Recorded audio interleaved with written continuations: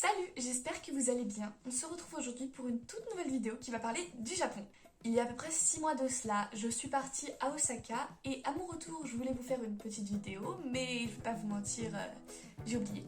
C'est pour ça que j'ai écrit sur ce carnet des adresses à Osaka, mais également à Kyoto et à Nara. Et on va tout de suite commencer avec Osaka.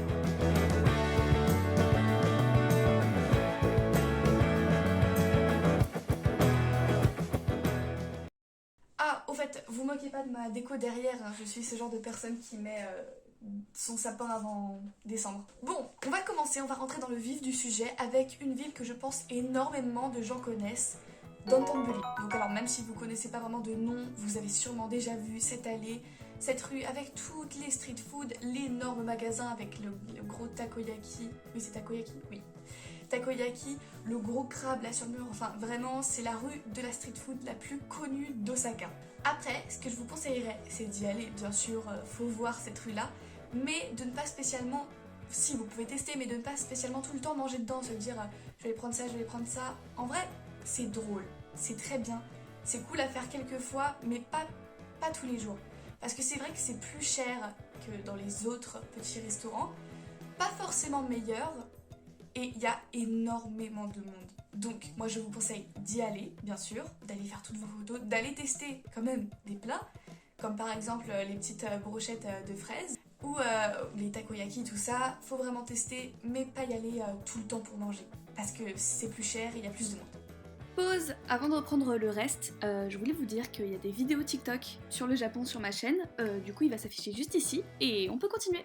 Maintenant, deuxième adresse dont j'aimerais vous parler, c'est Tennoji. Tennoji, c'est un quartier à Osaka qui réunit en même temps les buildings, les immeubles de la ville, mélangés aux temples et les jardins. Les deux ensemble. Waouh, incroyable! Par exemple, d'un côté, tu vois les immeubles, tu marches sur une rue, tu vois les immeubles, tranquille, ton petit Don Quirote, ton petit tout. Et de l'autre, tu tournes la tête et tu vois un temple et un jardin. Et par exemple, là ça va être une deuxième adresse en une, parce qu'elle se trouve à Tennoji, c'est la tour Abeno Haruka. La tour Abeno Haruka, c'est une tour qui mesure à peu près 300 mètres de haut. Je vais vous marquer la vraie hauteur ici. Et en fait, elle donne une vue superbe sur tout Osaka, vraiment. Limite, vous pouvez voir Universal Studios de la tour. Non, vraiment, c'est vraiment bien, il faut que vous alliez voir cette tour. Salut, je sais que ça va paraître très bizarre, mais j'ai retrouvé une vidéo et je vais vous montrer les toilettes de la tour. Les toilettes les plus dingues du monde. Alors là, je suis devant les lavabos. Mais regardez, ça c'est pas un écran! En fait, on est dans le vide. Bon, attends, on voit pas très bien, je colle le téléphone. Waouh! Et là, bah, tu peux te laver les mains et t'as la vue derrière. C'est incroyable! Elle est trop bien. Je crois que c'est à peu près 2000 yens. 2000 yens pour chaque personne, ce qui fait à peu près 12 €. Ce qui est quand même pas excessif. Moi, je trouve que ça va encore. À Tennoji, bien sûr, il y a aussi le temple de Tennoji, qui est un temple, tout simplement le temple phare de Tennoji. Il faut le voir, il faut le voir. Donc franchement, faut voir tout ça. Et on va passer à la troisième adresse. Là, on va parler d'un monument qu'absolument tout le monde connaît, je pense. Enfin, j'espère. Si vous regardez cette vidéo là du Japon, c'est que vous aimez bien le Japon et vous avez intérêt à le connaître. C'est le château d'Osaka. Le château d'Osaka, si vous ne le connaissez pas, c'est un énorme temple dans Osaka et franchement faut le voir hein, avec ses bordures dorées et tout ça, je vais vous mettre des photos bien sûr. Faut aller le voir. Moi je ne suis pas rentrée à l'intérieur quand j'ai fait la visite parce que c'est vrai qu'il y a du monde, du coup je suis pas forcément allée voir. Donc si vous voulez juste aller le voir pour l'extérieur, ça vaut le coup, faut toujours y aller. Maintenant, on a fait un peu les visites, tout ça on va en reparler plus tard, mais on va parler des magasins à faire parce qu'on est au Japon. Souvent si on est au Japon, on adore la culture, les monuments, les mangas, tout le Japon, les Pokémon, Dragon Ball, Demon Slayer, Chiikawa, Sanrio, on aime tout ça. On aime tout ça si on va au Japon, c'est obligatoire. Et pour acheter des figurines et tout ce dont vous avez besoin, il y a déjà Don Quirote. Don Quirote, vous allez passer devant sûrement et vous allez le voir directement. C'est un énorme magasin avec une mascotte pingouin et franchement, ils vendent de tout. Et quand je vous dis de tout, c'est qu'il y a un étage pour tous les bonbons japonais, il y a un étage pour tout ce qui est, comment dire, maquillage, un autre étage pour tout ce qui est maison, tout ce qui est cosplay, vraiment, il y a absolument tout, il faut aller dans ce magasin au moins une fois. Ensuite, il y a le Daiso qui est plus petit, en un étage, mais où tout est à 100 yens. Bon, il y a quelques trucs à 200 yens. Je vais vous rappeler pour ceux qui ne connaissent pas les conversions. 100 yens, c'est à peu près 60 centimes, je dirais. C'est vraiment pas cher, hein. Moi, j'ai acheté quelques trucs là-bas et je peux vous dire que, franchement, ça vaut le coup. Attendez, je vais vous montrer. Comme par exemple ça. Ça, voilà, c'est un petit porte-clés et franchement, faut que vous en achetiez si vous êtes au Japon. Tout le monde en a sur ses sacs à dos et depuis que j'y suis allée, j'en ai plein.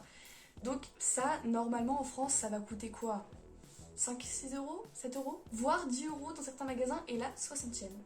60 centimes. C'est vraiment pas beaucoup. Voilà, je voulais vous montrer. Allez, on passe au reste. En parlant toujours de magasins, je vais vous parler d'une autre adresse qui est Namba. Namba, c'est le quartier justement des mangas où il y a le plus grand magasin de manga du monde, je crois, sur 5 étages. Je crois non, le plus grand se trouve à Tokyo, mais c'est de près le même. Il y en a un à Tokyo, un à Osaka. Et il fait 5 étages de manga. Un étage pour les livres, un étage pour les figurines, un étage pour vraiment tout. C'est un paradis. Il y a aussi tout ce qui est mandarake. Donc alors mandarake, pour rappel, ce sont des magasins de figurines d'occasion. Et il y a aussi des magasins de jeux d'occasion, des magasins d'électronique, il y a vraiment de tout pour faire les magasins. C'est vraiment, comme je vous dis, un paradis, c'est incroyable. Ensuite, une autre adresse, j'ai même pas compté, je sais même plus on en est à la combienième. 5e je crois. Je vais vous parler en tout cas d'Umeda. C'est un quartier assez futuriste encore, hein. C'est pas un quartier traditionnel. Ça on parlera de ça dans Kyoto et dans Nara. C'est un quartier où il y a un centre commercial incroyable, dont je vous parlerai parce qu'il y a le Pokémon Center à l'intérieur. Il y a aussi encore des magasins et des magasins. Vraiment, Namba, si vous voulez y aller, et Umeda, c'est surtout pour faire du shopping. Donc du coup, comme je vous ai dit, je vais vous parler du Pokémon Center. Comme je vous ai dit, il y a un Pokémon Center à Osaka et je vais pas vous mentir, on a eu un peu de mal à le trouver. Parce que au Japon, souvent sur les maps, sur téléphone, sur Google, tout ça, il nous montre les itinéraires jusque dans le magasin, mais il nous donne pas l'étage, il nous donne pas par où rentrer et on a mis au moins 20 minutes à le trouver, ce qui est un peu long. Donc c'est pour ça que là, j'ai fait une petite recherche sur l'ordi et j'ai retrouvé l'étage exact et le centre commercial où il se trouve.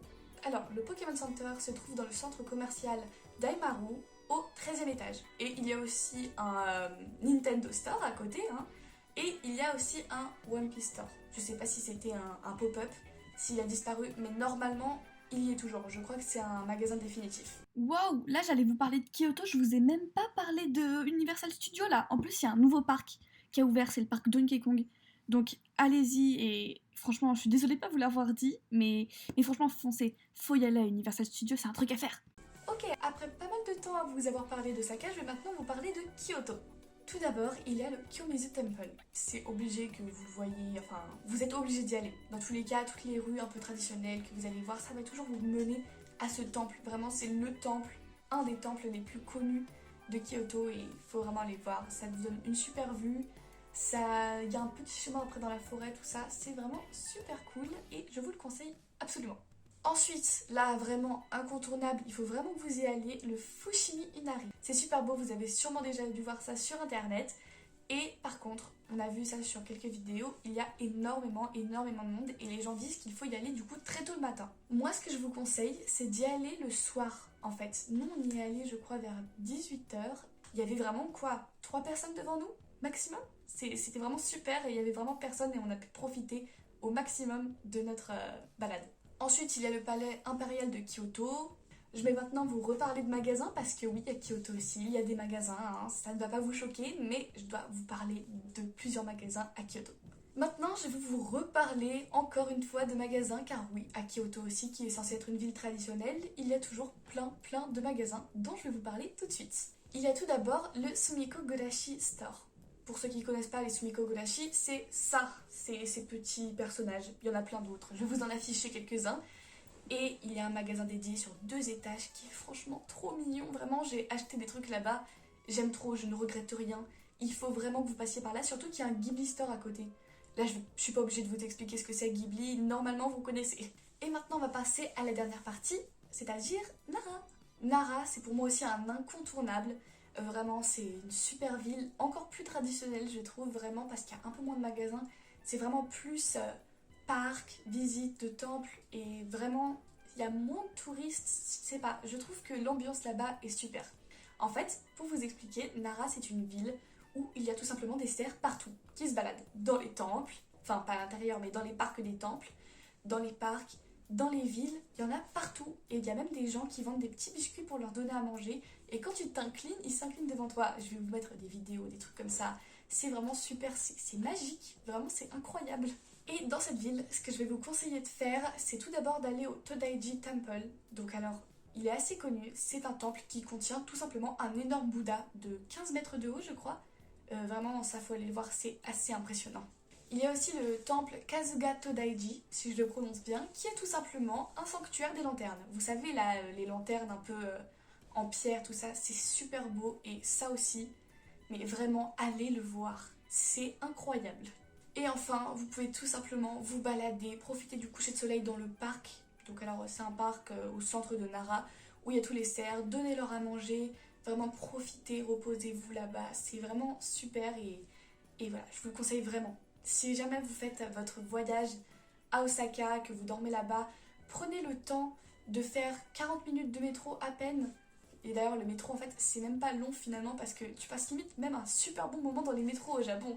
Donc, prenez un moment pour aller à Osaka, à Kyoto et à Nara parce que vraiment, c'est deux choses à faire quoi si jamais vous passez à Osaka. Voilà, c'est tout ce que j'avais à dire dans cette vidéo. J'espère qu'elle vous aura plu et qu'elle vous aura aidé à prévoir votre voyage.